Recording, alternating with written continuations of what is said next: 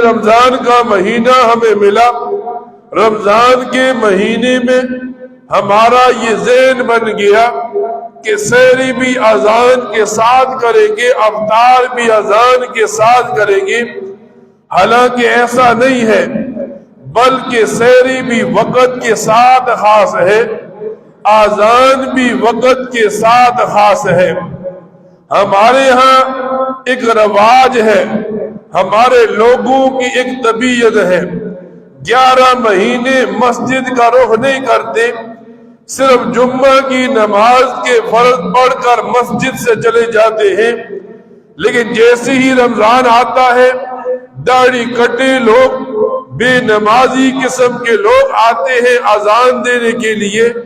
اب انہیں وقت پتہ نہیں ہوتا اور پھر وہ اذان بھی اپنی مرضی کی دیتے ہیں، پھر لوگوں کی سحری بھی خراب کرتے ہیں، لوگوں کا روزہ افطار کے وقت خراب کرتے ہیں۔ حالانکہ ایک مسلمان جب روزہ رکھتا ہے، اتنی بڑی مشقت اٹھاتا ہے، تو اسے اتنی تو کوشش کرنی چاہیے، اسے پتہ ہونا چاہیے سحری کا وقت کب ہے، افطار کا وقت کب ہے۔ مثال کے طور پر کل ہمارے علاقے میں ایک آدمی نے وقت داخل ہونے سے پہلے اذان دی، اور اکثر لوگوں نے اذان کے ساتھ روزہ افطار کر لیا۔ اب جنہوں نے نہ سمجھی میں کیا روزہ تو ہو گیا، لیکن شریعت تو حکم دیتی ہے جب آپ نماز پڑھتے ہیں نماز کا علم ہو، جب آپ روزہ رکھتے ہیں روزے کا علم ہو، وقت کی تخصیص ہو۔ اب ایک آدمی کو پتہ بھی ہو گیا، پھر بھی وہ اذان شروع ہونے کے ساتھ روزہ افطار کرتا ہے اور اذان وقت پر نہیں ملتی، تو اس آدمی کا روزہ جو اس نے سارا دن بھوک پیاس میں گزار دیا وہ خراب کر لیا۔ اگر ایک اذان دینے والے نے وقت کی تعیین نہیں کی، وقت صحیح نہیں تھا، اذان دے دی، لوگوں نے روزہ افطار کیا، تو تمام لوگوں کے روزے کا گناہ اس اذان دینے والے کو ملتا ہے۔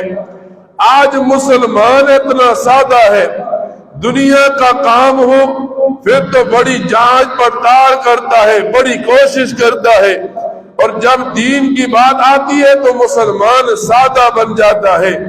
مثال کے طور پر آج سحری کا وقت 4:45 تھا، افطار کا وقت 28 منٹ پر ہے۔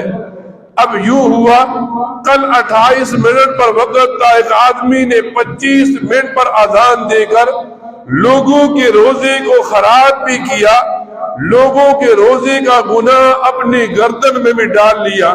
تو بہتر تو یہ ہے بندہ مسجد میں آئے، گھڑی پر وقت لکھا ہے، کب سحری کا وقت ختم ہوگا، کب افطار کا وقت ختم ہوگا۔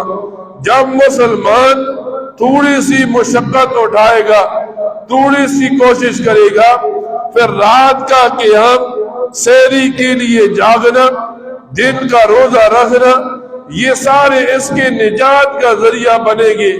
لیکن ایک آدمی رمضان ملنے کے بعد بھی دین کے کاموں میں کوشش نہیں کرتا، تو گویا وہ آدمی رمضان کو ویسے گزار رہا ہے جیسے باقی 11 مہینے گزار دیے۔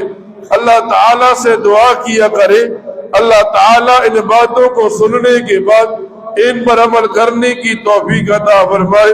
وآخر دعوانا الحمدللہ رب العالمین۔